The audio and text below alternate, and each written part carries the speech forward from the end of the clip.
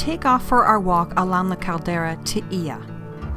The walk from Fira, the capital of Santorini, to Ia, one of the towns, takes approximately 2 hours, over lava beds with breathtaking views. At the church, just before the town of Ia, we enjoy stunning views that make us want to linger a while longer.